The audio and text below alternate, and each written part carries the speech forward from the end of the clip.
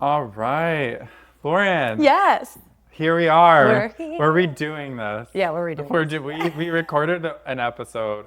When was that? Like A a month month ago? ago? Yeah. And I was literally going through the beginnings of my breakup, and I was very sad. And I started editing it, and I was like, no. I can't. And I texted You could Lauren. feel it. You could feel it. Yeah, no one will ever see that episode. Yeah. I just looked sad. Less confused and not sure of what to do. More like I'm on a path now. Yeah, I was on the struggle bus. Anyway, bus, yeah. Here we are. Hello, everyone. Welcome to my Planets in What? Planets and what? I remember when I heard the name of this podcast, I was so happy. I was like, how has this name not been taken? I was just trying to be silly, you know. No, you did a good job. Well, hi, I am Danny Pugh, your neighborhood astrologer. And this podcast is for the cosmically curious, It's cosmically curious. mystically aligned, and people who Google their ex's birth charts more than their own. That's a good way of putting it. Yeah, I like that. And this is my friend Lauren. Yeah. We originally met at Norwalk, which is kind of where I met all of my new astrology friends. Best. Dear friend of mine already, we were fast friends. Yes. And also kind of, I don't know how you would describe your own interests, but you do post these like Instagram transit breakdowns that are like really, really detailed. And I find it to be like really spot on. I'm like, well, I don't need to make a video about that because Lauren already did. Oh, stop I'm like, it, Lauren already Danny. talked about that. And I really appreciate it. That's really sweet of you. I really think my MC in Virgo, it's like I can't leave a detail out. Wait, you're rising Scorpio. Oh, but your midheavens. But my midheavens My are- midheavens like Virgo-ish too. Virgo-ish? Yeah, maybe I have to pull it up because I mean my 10th. I know the midheaven's not always exactly your 10th house. But Correct. it's like, Mine's in the 11th in Virgo because my 10th house is Leo. okay, Yeah, I think my midheaven's still Virgo. Okay. Yeah, my midheaven's Virgo. So, details. Details. Critical. Also, you know, even though I have like my Mercury in Virgo, it's my Sag rising, my moon is Sag stuff Yeah. that I'm just like, fuck it, I don't care. Oh, fuck. I don't Like care. it's like if it's work, I'm very fine-tuned. Yes, you Like, are. But if it's like not work, I'm like, whatever, it'll work itself out. Yeah. Meanwhile, we're in his extremely clean apartment that's always put together meticulously, but okay. But sure. Fair. Just saying. Fair. Okay, Where do you so wanna go? let's jump into my what do I call it? I forgot the name of my intro questions. The South Node is in Virgo, and we have a Virgo eclipse coming up, and I think misinformation and confusing information and muddling up words is a part of this, just for the Yeah. record. Yeah, we'll talk about the eclipse. I've been misspeaking a lot And this we're week. also going to talk about Amy Poehler, which is Yeah. exciting. Yeah. Okay, so Love her. what sign do people mistake you for? Honestly, there's a lot of Leo guesses. Yeah, so people are right. People are right, is what I'm trying to say. Yeah. Yeah, because I have my Sun, Venus, Mercury, and Chiron, if you care about Chiron, all in Leo, in the 10th house, most visible part of the chart. So, yeah, people get it. People get it. Yeah, I could get that right away. And then we also connected because I was like, I don't know, you give me a little Gemini energy, and like I always have a Gemini connection with my Jupiter and Gemini. And I have that. Yeah. I just need like if someone's got a little Gemini, I'm like, let's have fun. Let's chit chat. Yeah, let's chit chat it up endlessly. talk about everybody. Yeah, it's fun. Yeah. Yeah, and then you have Scorpio rising. Right, and my Mars, which is the ruler of my chart because Mars rules Scorpio, it's in Gemini. Yeah. So I might be a rising Scorpio, but Yeah, there's but a you got big the Gemini energy. twist in there. Yeah. And then you've also talked about in the past how you identify a lot with the Saturn opposition to your sun. Yes. The Saturn opposition is real. The like face off with time constantly. I feel like. And also, I think you've mentioned this a little bit, but it's like, you know, it beats down your confidence a little bit. So it's like you get the Leo confidence, but then you have Saturn be like, you're an idiot. You're an idiot. Like, it's so funny because I've always been such a theater kid. I was always really comfortable on stage and truly don't even really get stage fright. I just get really excited. But I always limited myself. Like, it seemed like everybody else was willing to like fake an accent for the audition, like sing the high belting song. Like, I always like fenced myself in to some degree. You're I like, never that's felt fully too crazy. Yeah. So I know it's there, and definitely with starting my own astrology business, I've been I've been facing off with that for sure. I have Saturn in the first house, and I've been learning a little bit more about this because I've talked about this on other episodes too, but like people see the Sag and the Gemini. Yeah. But like I'm actually very serious when it comes to how I go about my life. Yeah. And I'm very skeptical of people that are like inconsistent. Yeah. And You're clocking it while you're having fun with them. yeah, I'm like, I wouldn't say I'm like judging behind the scenes, but I'm like, Not you're judging. fine, but I don't trust you. Yeah. It's not judgment. It's just like and I shouldn't say putting people in boxes, but Saturn is all about order and knowing where to spend your time, I'm basically. like, you're this kind of person. You're this kind of friend. And Yeah. I'm just going to Put be you aware there. of that. Yeah. Okay, what's a sign that you think is wildly misunderstood? Back to Gemini, I would say. I mean, I know it's classic to be like, oh, poor Scorpios and poor Geminis, but they really are like crazy misunderstood. Like this. Everybody shits on Gemini. I know. And I have such an identification with Gemini because of my first ruler in Gemini, my Jupiter in Gemini. And I like adore Geminis, especially Gemini men. Those are like, there's always like, if like Gemini men, they just like light up my chart. I feel like there's a little wildness. They're just, yeah. And that's another thing with the Geminis is like, I still sometimes pigeonhole them into like, Can't trust you. yeah, I can't trust you. Because they don't know what they're going to be doing in the next minute or what they're going to want to. I need like, and I've been talking about, after my breakup, like the kind of chart, like the fantasy chart of a future boyfriend. Oh, yeah. And it's so I know fun. some witches who get real into that. Yeah, and I'm like, it's like a Cancer Gemini. Mix, yeah. Yeah, because Yeah. I could do that, because the Cancer date my kind of, husband. is he a Cancer Gemini? He's got a Cancer moon and his Mars is in Gemini. But it gives What's his sun? Pisces. Pisces? I don't know about Pisces. Yeah, maybe we should. I mean, we don't need to hook me up with your boyfriend or your husband, but yeah, I mean, He is a cutie. I think like Gemini fun with like maybe because it's near, like it could be like a Venus Taurus energy. Yes.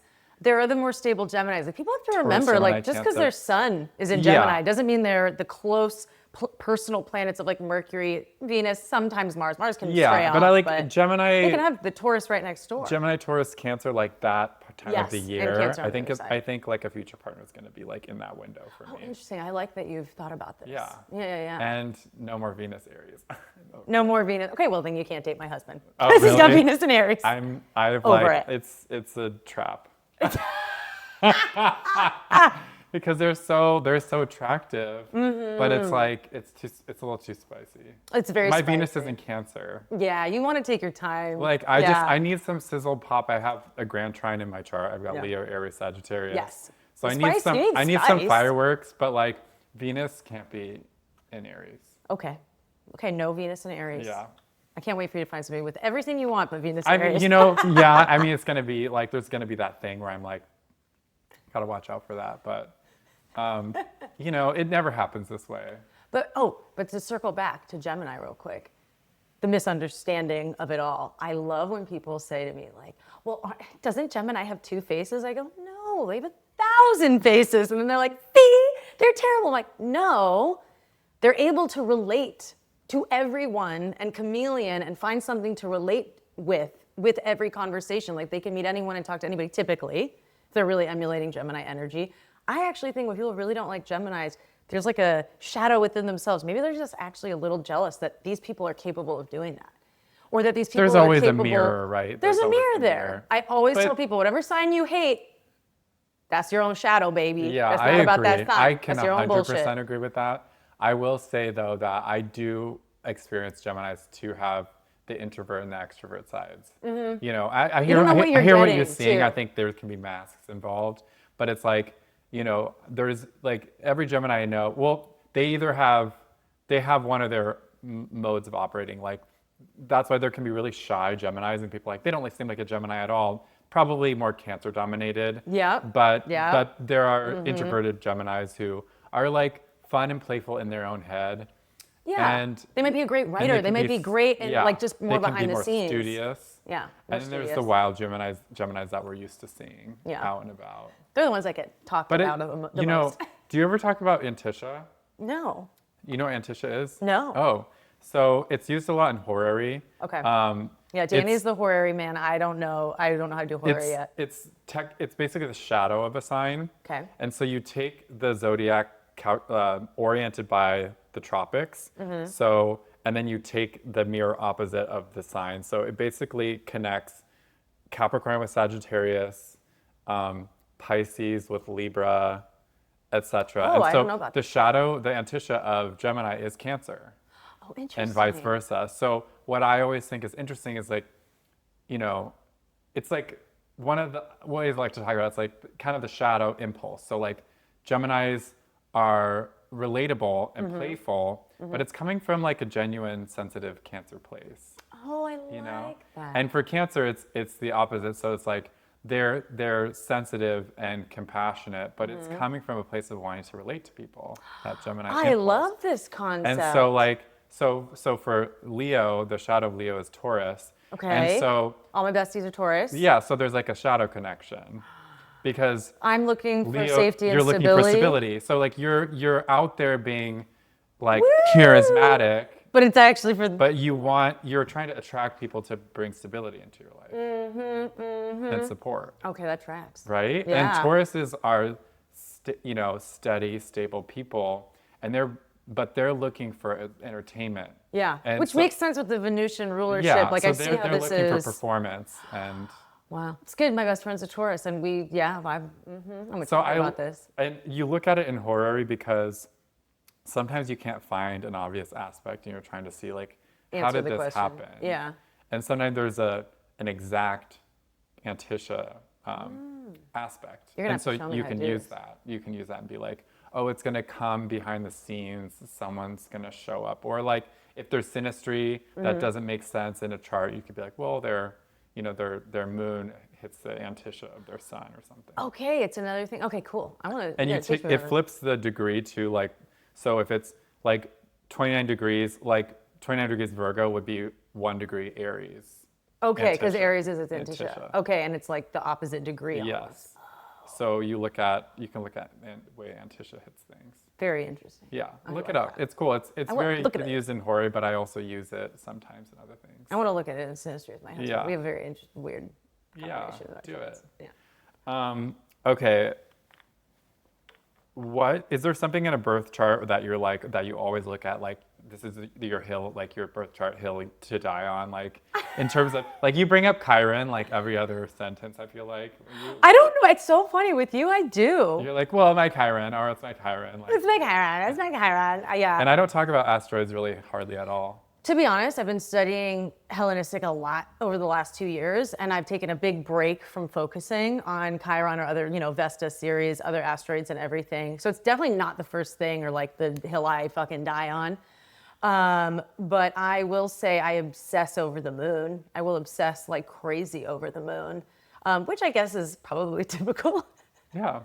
But I find it to be ridiculously important, and I find it frustrating when people obsess over their sun and their rising and like kind of ignore their moon. I'm like, your body has so much to do with your vitality, like what you need emotionally, how you seek safety and security, how you want to be nurtured, like all these things are very important.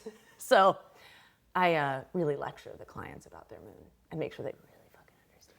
I mean, for me, it's so important because I have moon right on the ascendant. So it's like such a... You and I both. It's just, yeah, we both do. Yeah, we both I'm just so lunar.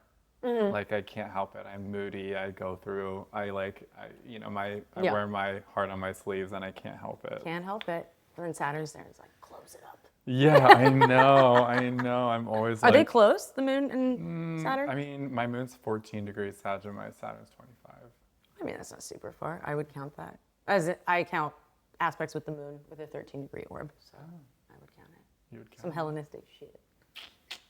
Okay, planetary ownership. So last time in our failed podcast episode, Take two. This is take two. So we talked a little bit about planetary ownership and how looking like instead of taking the planet out like we were just sort of talking about like the moon sort of out of its context, which I think is okay for the moon in a birth chart, but like just focusing on the sign that it's in. Yeah, like looking at the house that it rules.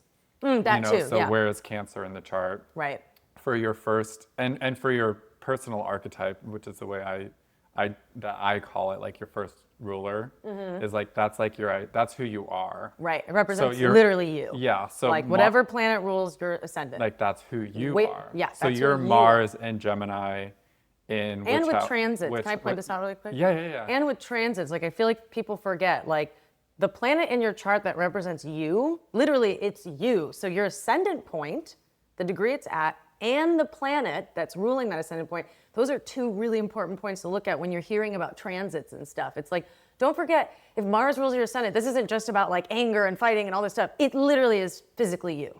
So remember that, because if an aspect comes to hit it, and that's also why aspects sometimes don't affect you. Wait a second. Like, that's sometimes why transits don't affect you. Oh, yeah. You're like, oh, there's this crazy transit happening and it's not landing for you because it's not really hitting your chart. It's not activating it's not activating important pieces of your chart. Very true. And so, and then you can talk just about like the quality of Mars in Gemini. So like Mars is this fiery planet that like is at home in Aries. Hottest planet. That's why it's a malefic. Like Saturn's the coldest, so it's a malefic. Mars is the hottest, so it's a malefic. It's cold. It's in an air sign, so it's like windy. It's windy, hot and windy. I'm Burning Man, baby. Yeah, you are. I'm Burning Man. That is actually very. That kind of tracks. Yeah, it's interesting with Mars in Gemini, because like Mars also obviously describes like how you fight, how you debate, like how you are argumentatively, and when you have it in the sign of words and chatting and language, but also the hands. I feel like you can get quite a little fighter with Mars and Gemini. Are you like a maybe a slap passionate or I'll talk shit at you. Arguer? Yeah. Debater? Oh yeah, I was on the debate team in high school, and you were? Oh yeah. Oh my God, that is so like on point. That's very on point. I absolutely textbook. enjoyed it. Yeah, it's really great. But I don't want people to ever forget too how healing Mars can be. You know how it's associated with like the surgeon's knives. It's separating, it's cutting, but when you get surgery, like that separating and cutting is actually a good thing. Mars is very much associated, when used correctly and positively, very healing. Like separating separating a relationship, for example. Like it's actually a healing thing. Yeah, it's a breakup. Yes, it's a separation, but there's something healing about it. So I think in our world where we're so like endings are bad, separations are bad, like low energy is bad. Like this is the reminder of like these things can be good things actually. I love using the example in like a horary of like a health related question, to your point. Like you don't necessarily want Jupiter and Venus, the benefics, involved in a health situation, because they can expand. Right, Jupiter can make it health. bigger. So Jupiter can make an ill health issue worse. And having Mars aspecting the sixth house ruler in a horary can be a good thing, because it's like taking away the illness. Yes, exactly. That's the healing cutting away. And that's Saturn the separating and Mars energy. take things away. Yes, very good point. Yeah, so you have to be, with horary, you have to get really poetic. What about with Venus? Venus could be good. It could soften it. Right. So like I think about, like, let's say it's a Cancer, like Saturn aspecting would probably be the best. If Saturn's in a good placement, like if Saturn's in Aries, you probably don't want that aspect. Right, that's fall position. But if Saturn is, especially if it's in like, even like Gemini, if it's in sort of a neutral position, aspecting the planet that represents the ill health, could potentially be a good thing. Okay. You have to, and like also it depends on like let's say Mercury is, I don't know, in detriment in Sagittarius, and it's opposing, let's say opposing Saturn and Gemini. That could maybe be a good thing. Yeah. And it's because also Gemini is bringing some medicine over to Mercury. I understand. So you have to get kind of poetic with it. You do, and I think that's what's really hard about today, because it gets very pop culture, watered down BS, and I'm like, no, this is symbology. These are archetypes. These are stories. You have to like get into it, not just go, this is good, this is bad, this is good, this is bad, this is, you know what I'm saying? And also you want to look at, especially in a medical reading, you want to look for multiple areas of support for the reading. So you'll find, if you find that Saturn could be beneficial, you probably see something else helping too. I wouldn't. Themes tend to layer. Yeah. They tend to layer. And in a horror, you're looking for multiple testimonies. That's what they call it. Multiple testimonies. Yeah. Okay. I learned the horary words. And what house is your Mars in Gemini? 8th house, baby. Okay, so you sometimes don't know how you come across. I don't know. One of the great things about, it's a hidden house. Yeah, one of the things about, the 8th house is hidden to the 1st house. Yeah. So we can't see it. So sometimes you can't see 6th. yourself. second, and 12th, just for the listeners. Those are all the hidden houses. So if you're... Because there's no direct aspect to the first house. To the first house. It's literally, it's like blind spots, basically. Yeah. And now that planet can't see the very point that it rules. So basically, I can't see myself. Yeah, and that's where, especially with the 8th house, like, you know, some people I would say, you know, it's...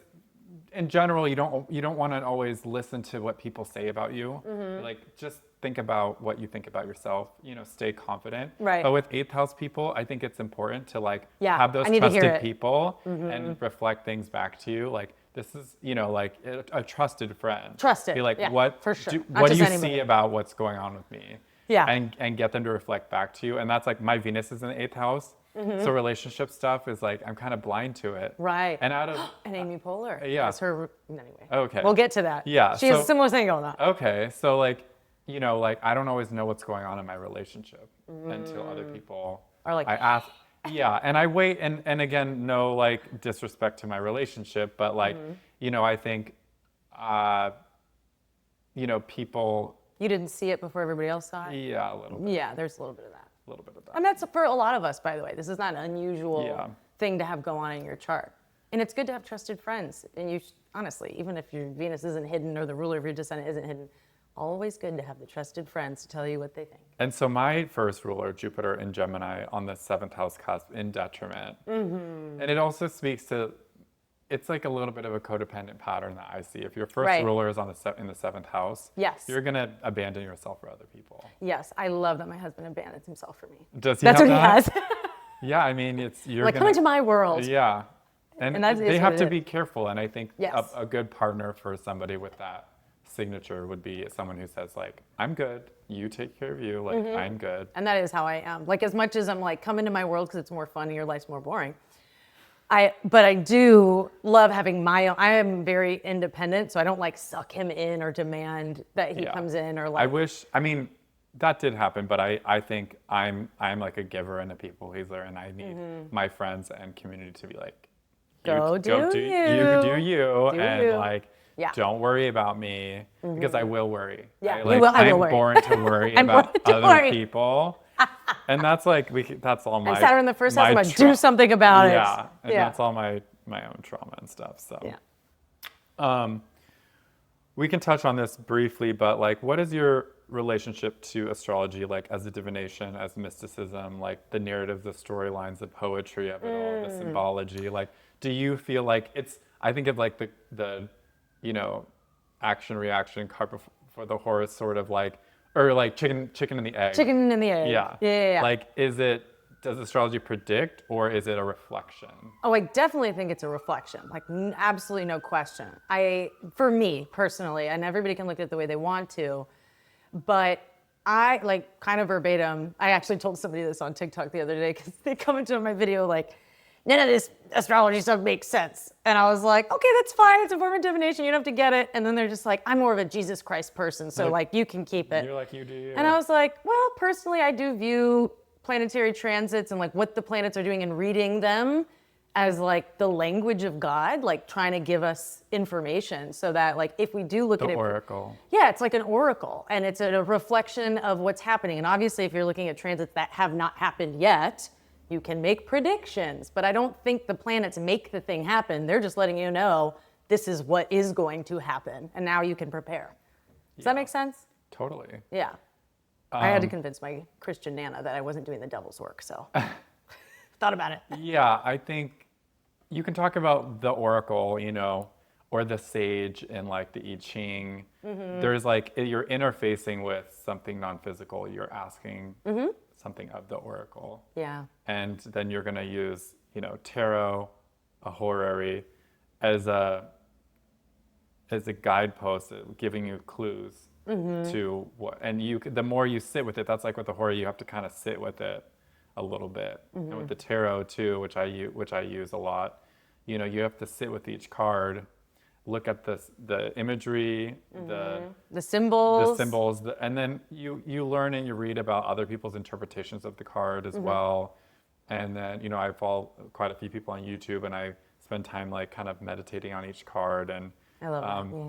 So you have a relationship. time. You have a relationship with the card, and you have a relationship with the horary, and Anybody can pull tarot for themselves. yeah. I'm not saying don't hire a tarot person when you don't know what you're doing, but like we all have a relationship with the tarot. You with sit the down oracle, with it. Yeah. you know, and or you sit any down. form of divination. You can do yourself. Yeah. But it takes a certain level of presence and open to your intuition and all of those good things, which sometimes takes time to develop. For I some talked people. about this with Wade too on his episode, but love like, Wade. yeah, he's so smart. What a genius. He's Aquarius. I think of I think in horary, I forget. I know radio waves are like associated with Aquarius these days. Right. Yeah. So little antennas with Uranus as the co-ruler. Yeah. I do believe in that. And I stick with the traditional stuff, but like anything radio waves, and there's something Aquarius is about. They're sort of tuning into things. Yeah. I see that. I'm telling you, the little antennas. I always think of antennas. I think of Mercury with the antennas they're up with the too. trends. Mercury's have antennas too. Literally in the symbol of Mercury. Yes. And they're tuning into certain things, especially if someone has like Mercury conjunct the sun in like Gemini or Virgo or like Aquarius. It's like really tuned in. Really tuned in. Doesn't even suffer really under the beams or anything in their own sign. Yeah. Well, nice. in natal, I feel that conjunctions with the sun are positive versus in horary it's bad. Okay. Okay. Interesting. Yeah, because in natal, it's like the sun brings a lot of strength. Yeah. I see it that way. I know what you're saying. I've actually been learning from Ali Alumi. Remember that the guy who's been bringing in like Persian ancient astrology and Arabic and stuff.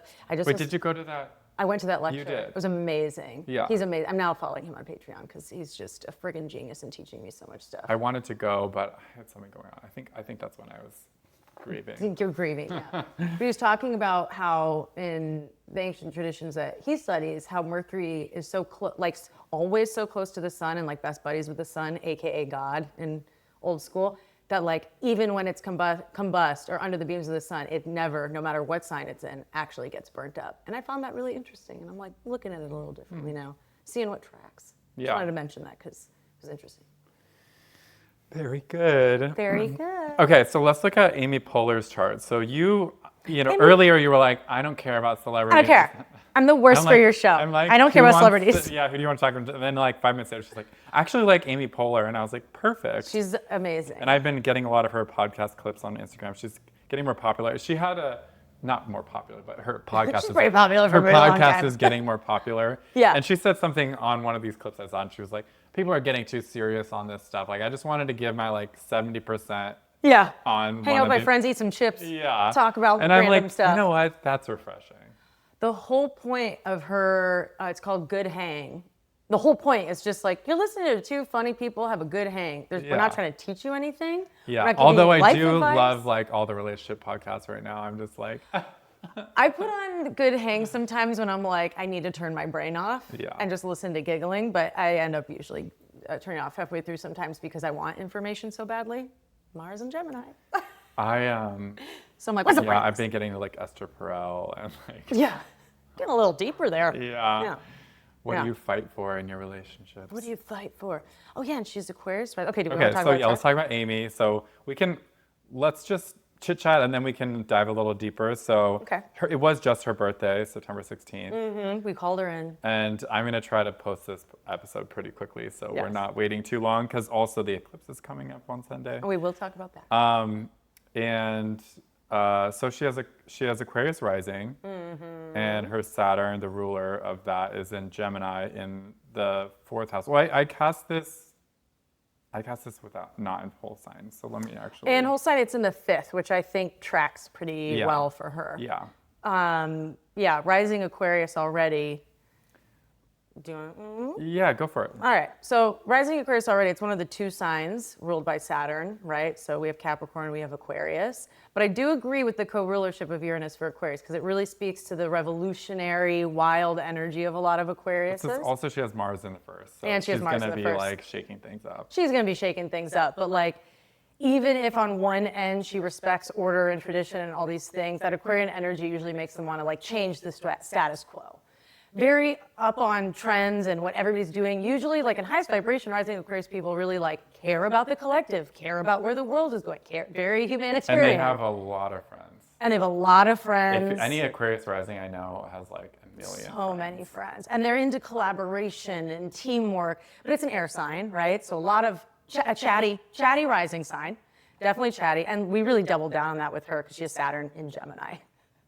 The chattiest of the chatty, right? Yeah, but also serious. You know, Saturn is serious. And she probably has, like what I was talking about earlier, like she's got the Leo moon, so and she's Jupiter and Sag, which is amazing. Mm-hmm. But then, so she's got this fire stuff, but she's a serious person. Responsible. At the end of the day. Whether you're rising Capricorn or rising Aquarius, I'm always like, there's something responsible about you. You respect order. You care about authority. Not to say like they'll just listen to anybody, especially not Aquarius. Maybe Capricorn in the early life will listen to many authorities, but there is definitely an urge to also be an authority, to be a leader of some kind.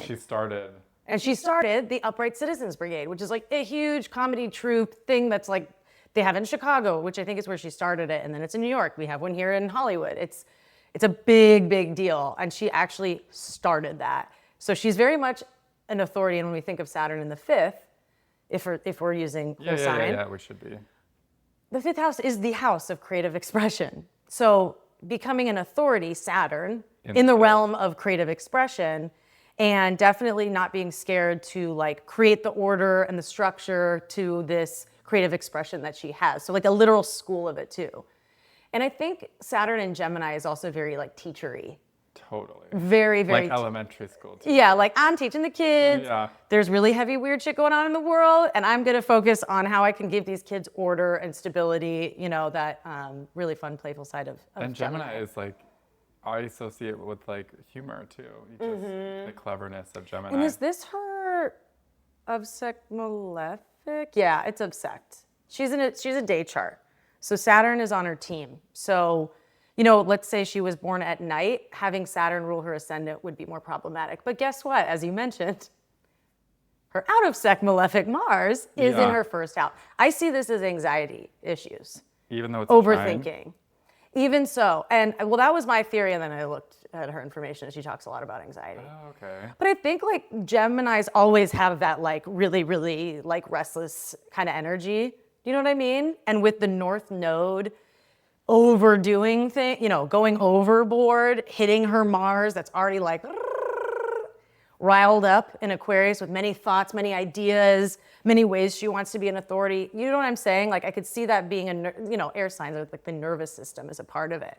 And so yeah, I did look up some stories from her, and she was like, oh yeah, overthinking, which we can go to her Virgo sun. We haven't talked about her sun yet, which is always what I like to say. Like we haven't even talked about her sun and moon yet because they aren't actually as core to her personality as the first ruler and the contents of the first house. For sure. So, but yeah, it was just her birthday. And also, like, let's talk about the eclipse happening on her Venus, Pluto, and, you know. Yeah, it's right on top, baby. Yeah. Interesting. I wonder what's going to happen. And then that is her, let's see, in her 8th house for using whole sign. Yeah. We should look. Yeah, I don't know what's going to happen. And with Venus, I don't think she's dating anybody. I don't know. I have she's zero clue. So she's a private person. Let's just say that, house. Which makes sense because her sun, Venus, and Pluto, most importantly, her sun is in the 8th. So when your sun is in the 8th house, like there is a huge side of you that's probably quite private, quite intense, likes true intimacy.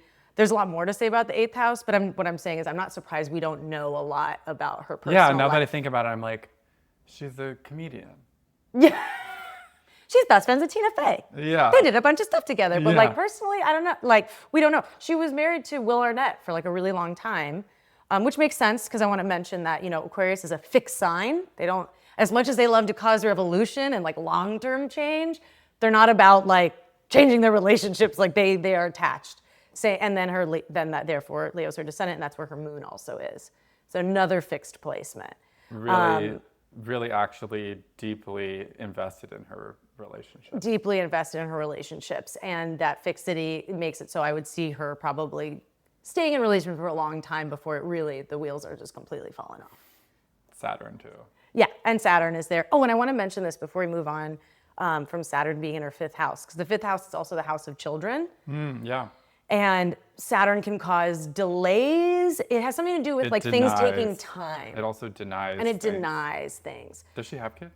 Yeah, she has 2 kids. Okay. But she had him in older age, which makes sense. If you have Saturn in the 5th house, you might have delays, as in it could be a struggle to get pregnant. It could be a struggle. Fertility can be a struggle. Doesn't mean you can't. Sometimes it does mean that, but we have to look at other aspects. Gemini is, so my teacher would look at the water signs are the most fertile. Then there's some signs. Virgo's barren, right? Virgo's barren. Yeah. Gemini, I don't think is ideal, one of the better signs. It's sort of neutral. No, but I don't think it's in the bottom of the barrel either. Is Leo?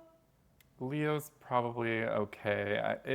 I would think that would it's also Virgo. be low. Virgo is, I think, the worst placement. I think, and then keep in mind, many people who have Virgo in their charts have kids, so nobody listening be scared. It can just make you a little harder to get pregnant. And then if you have for example, because the fish, the crab, and scorpion, they lay lots of eggs. Right. So they're said to be very fertile. Right. Exactly.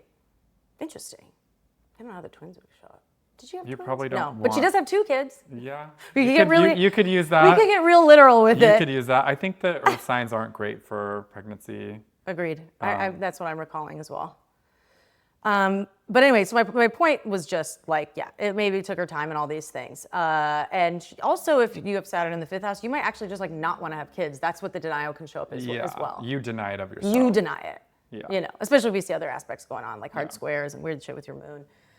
Weird shit with your moon. Weird shit with your moon. There's all kind of weird shit that can go down. But let's talk more about her moon in Leo. Yeah. Again, taking a little bit out of context and just sort of looking at it by itself. I mean, I do see it in the 7th house, really emotionally invested in relationships.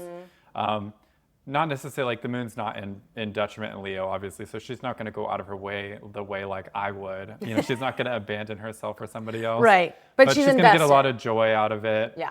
And then just moon and Leo by itself, that's somebody who craves attention and likes recognition, leading. And I always see Leo moons have this lighting people up. They have this shimmer to them. Yeah, their childlike sense of wonderment. In a way that Leo suns kind of naturally sort of glow because that's just their nature. Yeah. But a Leo moon, they're extroverted nature. They just have this inner shimmer. Yeah. And I feel like they have a little inner silly. Yeah, they just light up. They have a theatrical, emotional world. Yes. It can be dramatic. It can be bold. Very dramatic. And I would say Leo risings and Leo moons, I find to be much more Leo-like than Leo suns. Yeah, I understand Leo suns that. I find to be kind of predictable. It's they're gonna appreciate attention. Yeah. They do like to shine. They're competitive. There's certain things about them. They can be dramatic, but it's the Leo risings who are going to demand people's attention. Yeah, that's what I'm saying. The rising sign is very, very important. I mean, it's the helm of the ship of their life, man. Yeah. And Leo moons are going to demand emotional attention, emotionally demand that attention. Yeah. It's going to come from a place of need. Yes, and I wanted to mention her moon in the 7th rules then her Cancer house because the moon and Cancer are associated, and so it's work. So I'm thinking partnerships with people through work, which I think Will Arnett, they're both comedians and they both have worked together a ton, so that really tracked well. Always look at your Cancer house. As work. Yeah, partially. Job, work ethic, how do you use it? I mean, I use the 10th for anything work related, but the 6th, I use both. The 6th rules employees and hired service workers. I wonder. I know they met in a work capacity. Was he an employee? I don't know, but I wonder. That would fit really neatly with the traditional approach. Then we'll look it up later. Yeah. Or you can look it up now. Let's see. I don't know the story behind it, but I love a Leo moon, and it's near the South Node. But can we talk about her descendant is being ruled by, because it's in Leo and the Sun rules Leo, being ruled by her Virgo Sun in the 8th. So already having her partner archetype. Yeah, so somebody that she doesn't necessarily understand that well. Exactly. So the planet that rules your descendant represents your partner and the people that you partner with. And it can be definitely your marriage partner. It can also be business partners, but first and foremost marriage, romantic partner. And so when you have the ruler of your 7th house, your descendant point, same thing.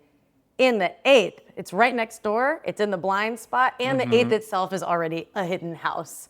And then on top of it, we see that she has Venus under the beams of the sun and also in the 8th house. So there's a lot of... That's going to make the partner attractive. Yes. Very smooth and attractive, but she's not going to understand them very well and probably be drawn to someone who's a little mysterious. Yes, and like this can be predictive of being with people who have like a hidden emotional world that not necessarily, they could be hiding it because they're a piece of shit, and they could be hiding it because they just like, you know, it's buried in there.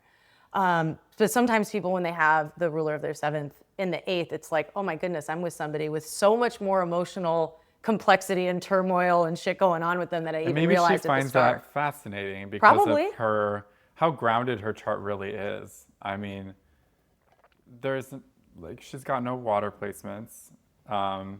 Which is why she's like, let me name my podcast Good Hang. I don't want to get too deep. Yeah, and that's an Aquarius thing too. Aquarius and Gemini thing. It so is. Just like, let's keep it fun. Let's keep it fun. Like these are the signs that want to. She has some seriousness to her. Like, yeah, you Saturn is still there. It. Yeah. But like, she's like, let's not do that. Yeah, let's not do that. Do that. I think she already, I mean, having like Saturn in Gemini ruling her first, I think she has somewhat of a heavy mind. Like she probably thinks about not necessarily deeply emotional things, but like, for example, the state of the world, I don't think she's not paying attention. I think like big, heavy subjects are things that she probably cares about. And the way that that comes, like so many comedians have this shit go on. Like you'll look at their charts and be like, oh my God, they have so much seriousness. It's like, yeah, the way that they combat that and deal with the heaviness of the world is like, they are silly as fuck. Like they want to just laugh because they're like, this place is dark. You know what I mean though? Yeah, totally. And there's a lot of Virgo comedians, a lot, I've been told. I haven't looked back into it in a long time, but you look at it. The dry, sarcastic Mercury sense of and humor. Virgo in there too, in the 8th. But it's like, that must also maybe bring her, like if that's how her Mercury is operating, she's gonna be probably like some of her comedic insights are probably just gonna like come out of nowhere in her. Come out of nowhere, but like the fact that her Mercury is in domicile, right? Yeah. Like ruling this house of creative expression, it's like quick comedy. Like she gets it. Like she's clever. I doubt she takes a lot of time like figuring out what the sketch is gonna be. It's gonna be like, because her mind's so clear. You know what I'm saying? And she has that dry sense of humor. There was something else. I also, Venus in the 8th. So, what? It was Judith's salon when she was talking about, were you there with the Venus placement and how you met your partner? No, I didn't go to that one. Our little astrology group. It was from a workshop by Lisa. Shine? Yeah. Okay. And it was just like a super simple workshop of like how do you meet your partner based on the Venus placement. Right. And Venus in the 8th is like hidden dark places. So that would be like maybe like in a dingy bar or something. A dingy bar, like when you're going or maybe through something in a comedy club actually. Yeah, in a comedy somewhere club. dark. Or even when you're going, could it be like, I think it could also be when you're going through something really dark. Like probably. When you could be in a bad place. You could be in a bad place, but that's like actually when you attract partners, which can be good and it can be bad. You know, yeah, I'm happy I found my hubby in I a have dark my place. Venus in the 8th house. And I was like, we met from like an app and it was like late at night, you know what I mean? Yeah. That's how. And I hope that I don't have to do that again to meet a new boyfriend. No, this is why we love that it's symbology and archetypes. You could still keep the theme without it the literally theme, repeating itself. I do exact think same way. that it's like, I tend to, like, I'm not going to meet anybody at the grocery store. It's just not going to happen. You know what I mean? It's going to be like a late night, moody situation. Yeah. Yeah, especially if you believe that.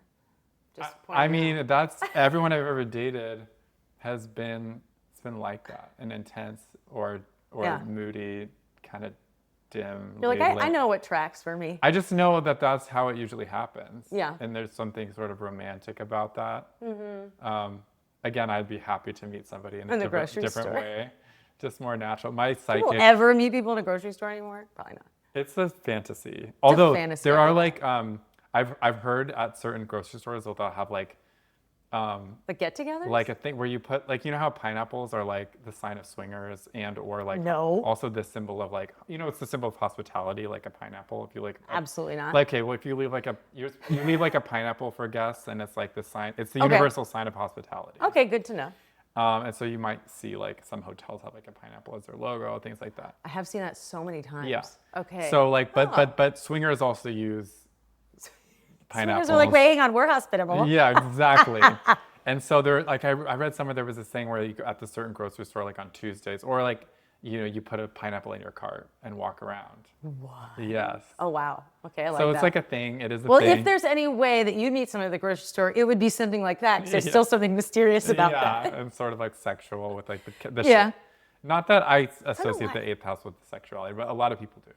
Yeah, and more modern, it's like intimacy and sex. And I do understand, because I do, that 8th is like crises. And I do agree with that. It's kind of a shadowy house. And maybe you store your trauma there and pain there. And sex and pain have a nice little link to each other. Oh, God.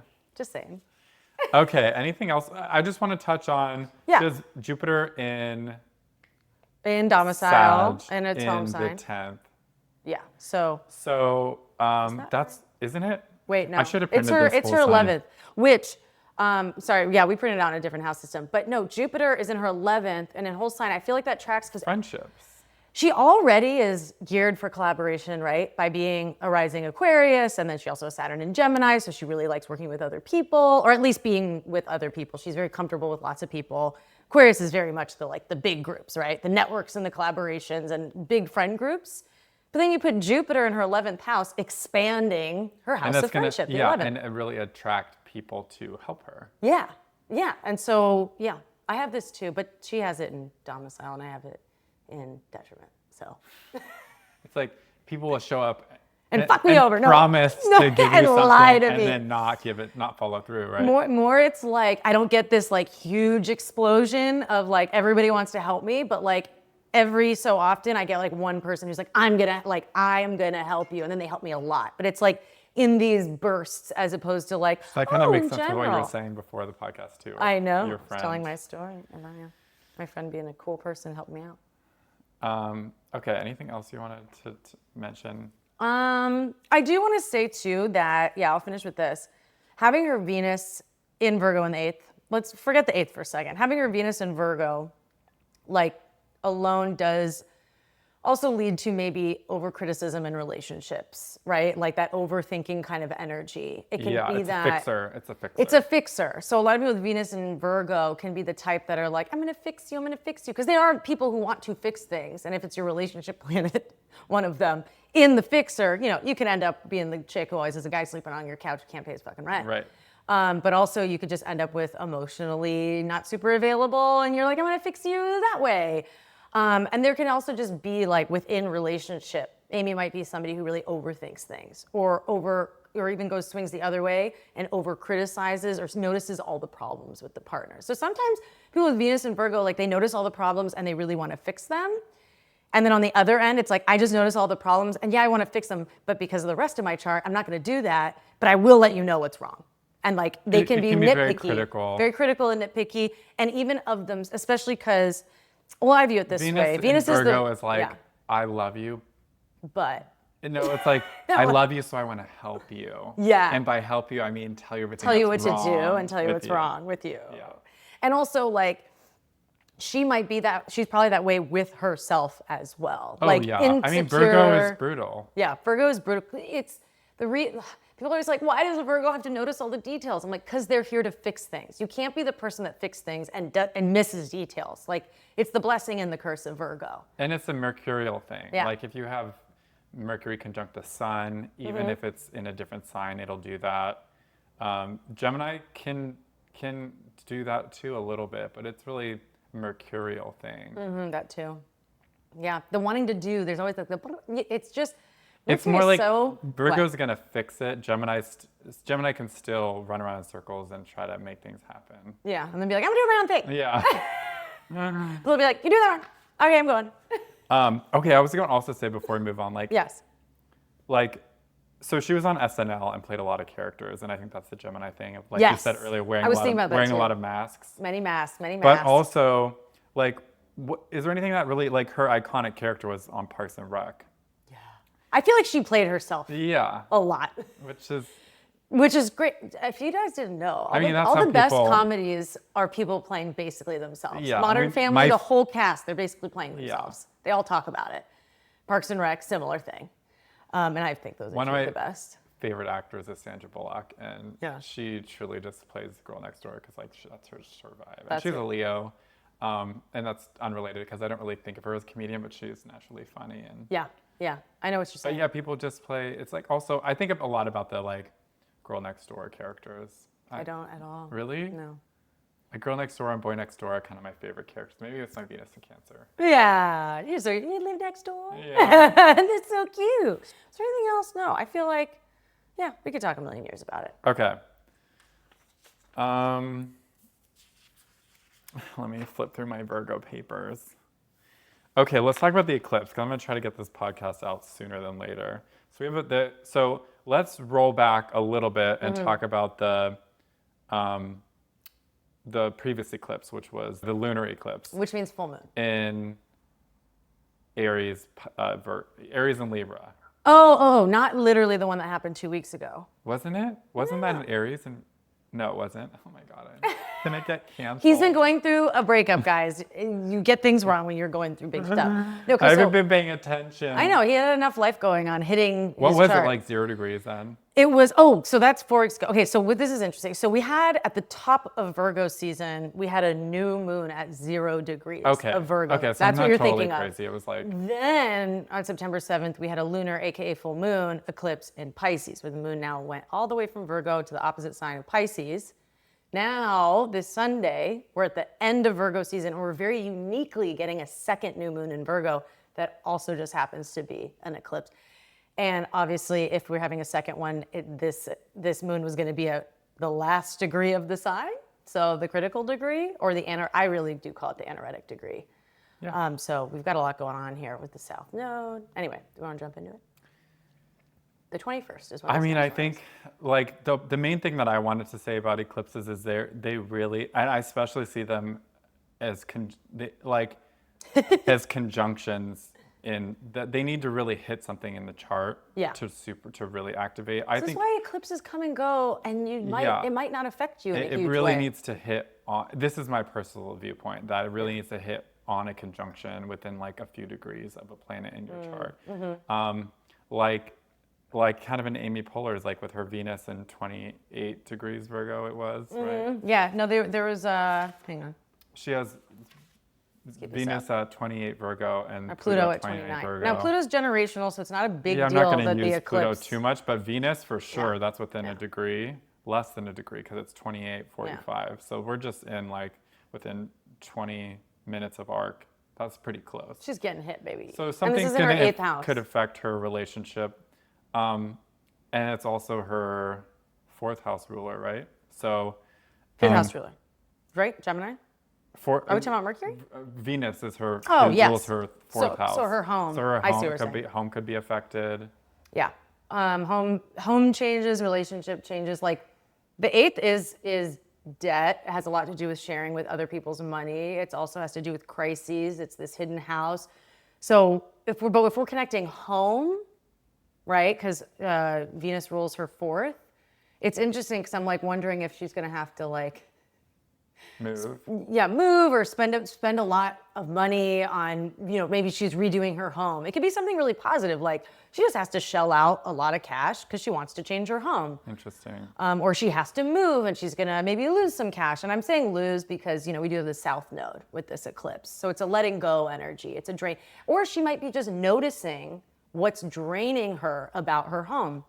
And because she's wealthy, maybe she has too much staff in her home, for example. And it also is ruling the second house. Gonna have to end that. Or like the exaltation. Yeah. Has the Venus connection with her 2nd. So we're getting a doubling down on money here. So there could be something financial going on. I'm pretty sure she's gonna survive just fine. Yeah. But something will happen. There will be an event. Yes, there will be an event. No question, because she's getting hit really tightly. I can't believe we picked Amy Poehler before I even realized that the eclipse was going to hit. Yeah, and it was her birthday a couple days ago. Yeah. It just... I've been like really You received it from the Oracle. I received it from the Oracle, but I really have in the last month been like way more present and listening. My Mercury is like... What about you this last 13 Virgo. I will just... For me, it's more... I don't know, what? Just Virgo being your 10th? My 10th, and Pisces is your 4th, and then Gemini is your 7th. Yeah. So breakup makes sense. Breakup. Which changed your home because they had to move out. To Pisces. So we had home, We had the 7th. Career's going well though. Career is going well. And I also like when we talked about 10th. south nodes with our friend Letty, who's a Vedic astrologer. Oh, genius. Like I keep thinking about how like having my south node in the 10th with the sun and Mercury. Having the south node, or do you also have your south node? Are you going through? You're not going through nodal reversal. You're saying the Virgo south node going through your 10th, right? My south node is in Virgo. Oh, I didn't realize that. Oh my gosh, you're going through nodal return. I didn't realize that. Yeah, and which makes this more significant, by the way, if you have your nodes in the same. Yeah, and but I mean, spot. my natal, I have my the south node and the sun and Mercury in the 10th house. Yeah, if it's Virgo. Yeah. Yeah. But my sun's 29 degrees Leo, so it's technically. Yeah, we're getting into technicality. In the 9th, but like I've never really worried that much about my career. Right. And that's like south node is like the strengths that you sort of take for granted. Yeah, it can be the laurels you rest on, which isn't always a bad thing. It can represent the things. Like people are always like confused that like my career is going well. Because your south node is there. I don't put a lot of energy into it. Oh. I mean, I do. Like normal people. I'm a Virgo. Like I'm not a Virgo, but I have like Mercury and Virgo. Like I'm obsessed with my work, but I don't like recognize it as an accomplishment. Interesting. It doesn't like I don't appreciate it. Yeah, because you're like, yeah, I get it. Yeah, I'm like, yeah, I have to make money and I have to pay the bills. bills. But also, like, if your south node's in the 10th house, it also can be a place of a lot of drain. And I think we spoke last time I came over, and there's definitely been times where I feel like the work was draining, right? Like back when you worked more corporate life and it was a lot of work and you weren't able to take care of your body as well as you would have liked to. Like there's definitely still the theme of it can be draining. I can get very draining, which is why you need to switch. If you have your south node in the 10th house and your career is like draining the hell out of you, make it switch up. Find it more of a career where it's more like you're resting on laurels. I'm working on my astrology, just like you. Yeah. We're all working on it. There's always more to learn. Okay. It's kind of endless. I know. But it's fun. But we're mercurial, so that's why we like it. I know. We're like, hey, let it talk about. Geminis. Is there anything you want to talk about with Saturn dipping back into Pisces or Neptune about to dip back into Pisces? Wait, is Neptune actually going to go into Pisces? It's going to, I don't remember the exact date, but it has not happened yet. No. I want to say it's like next month or something. Yeah. I think I think it might be November. Anyway, whatever. We can all look it up. And Uranus is this. What is interesting is like during this eclipse, right? We have the sun and the moon in Virgo. Oh yeah, we got the Saturn opposition. And it's not exactly, a degree apart from really exactly close. Opposing Saturn and Pisces. And I think, okay, on one end, we can think of the basic symbology of that, right? Like, okay, really, wanting a clean slate. This is new moon stuff, but it's with the south nodes. You're having to let go of things. It's at the anaretic degree, so we're probably kind of tired and on our last leg and feel like we should have been done clearing this out already, kind of a thing. And then Saturn, this planet of like block and delay. And then what was the other word you used for Saturn? Denying. Yeah. Like denial, is opposing this sun and moon, and the oppositions themselves have Saturnian energy. And eclipses can be nasty, and they can take things from you. And they can take things from you, no matter what. So it's like, take things from you, and the south node, and we have Saturn in opposition. I mean, it'd be really shocking if this didn't hit really hard for a lot of people. For a lot of people, yeah. And where I think... And this happens Sunday at about 1 p.m. Pacific. Yeah. And obviously, like, we're not saying that only on that day these things can happen. Right. It's the culmination point. And sometimes it is that day, but my teacher would always say that it's like aspects, it's the energy leading up, and the aspect is the completion point. Yeah, and I agree with that a lot of the time. And like, especially with eclipses, that's why you'll hear astrologers be like, you kind of get the energy of the eclipse.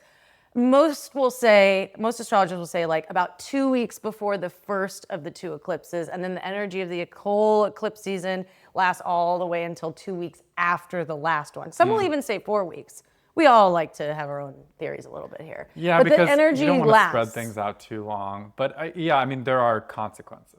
Yes, yeah, there are consequences. And I want to say, because with Saturn, it's not that Saturn's necessarily like blocking whatever, let's say, new you want to begin during this eclipse, or whatever's coming to mind where you're like, oh, this is what I need to start, or this is what I need to even end. Endings and beginnings are the same fucking thing. You end something new begins. It's the same shit, in my opinion. After a period of purgatory. Yeah, after a period of purgatory, that's true. But Saturn reminds us of our responsibilities, our duties, you know what I mean? Things like this. So I think we're going to be facing off, some of us are going to be facing off like, I want to start this new thing. And then we're being reminded of like, but I still have these duties, these responsibilities. I only have this much time. I'm going to need to learn how to prioritize better, scale back, maybe schedule my time better if I want to do this new thing. And because Saturn was in Pisces from March of 2023 all the way through this past May, and we just actually got a break. Like it went into Aries. Yeah, which is a very ugly position for it. Right, and so I shouldn't say we got a break. We got a moment where Saturn was terrifyingly in Aries. And now, very recently, like within the last month, a few weeks, we're being reminded of responsibilities and duties that maybe we still need to tie up, that we can remember we first wanted to work on between March of 2023 and May of 2025.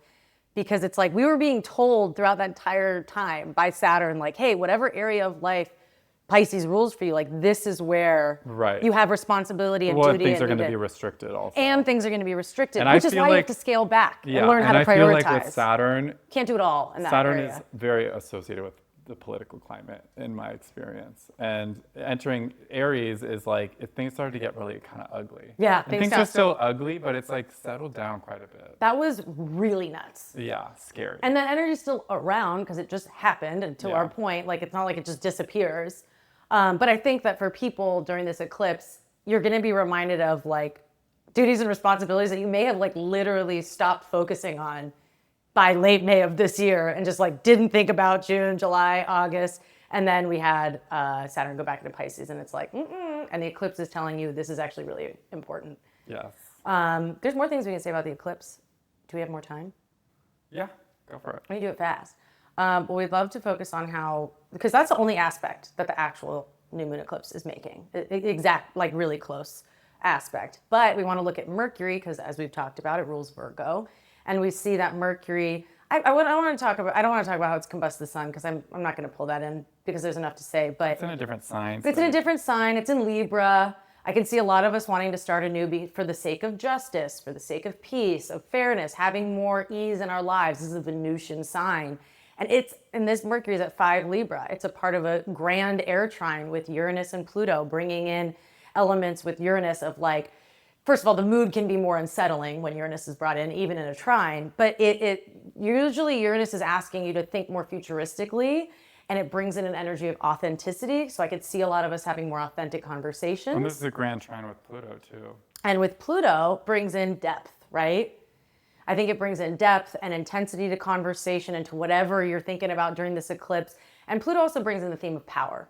So I think that a lot of us recognizing in our own personal lives, maybe in the world, like where our power is, and we can be more motivated to have more power somewhere in our lives. Like not saying we'll feel powerless on this, but recognizing where you don't feel powerful can be a part of this eclipse. And then we have Neptune opposition, which just makes everything really confusing.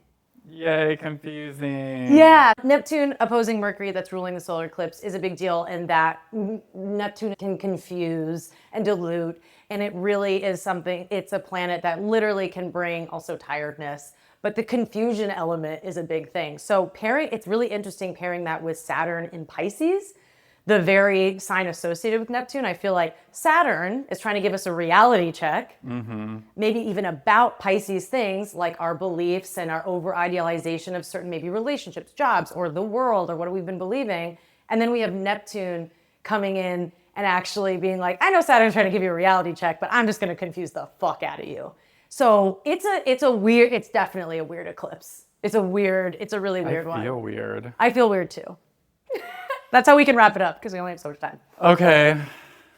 This is fun. Lauren, thank you. I'm thank so you happy. for being patient with me and redoing the episode. This was way more fun. I had so much more fun. I feel like more like myself. Yeah, you are more like yourself right now. I met the real you at Norwalk, and then I saw definitely still the real you, but dealing with some shit really. Serious, sad side. Yeah. Okay, where can people find you? Oh, you can Astro find Astro-Betch. It's not bitch, because when I started my Instagram, you could curse on there. It's Betch. So ASTROBETCH. I'm on Instagram. I'm on TikTok. I have astrobetch.com. And also, I just got certified in astrocartography, and you'll find me on Helena Wood's. You did? Yeah, and Helena Wood's directory. She's like the #1 astrocartographer in the world. You can book. You'll find me as proof that I know what I'm doing. I'm in her directory. So. Oh my God, we'll talk about that later. Okay, yeah, we have to do another one. I love this. Thank you for listening. Thank you. I'm sure we'll have Lauren back in the future. This was so fun. Thank you. And we'll talk to you later. Bye.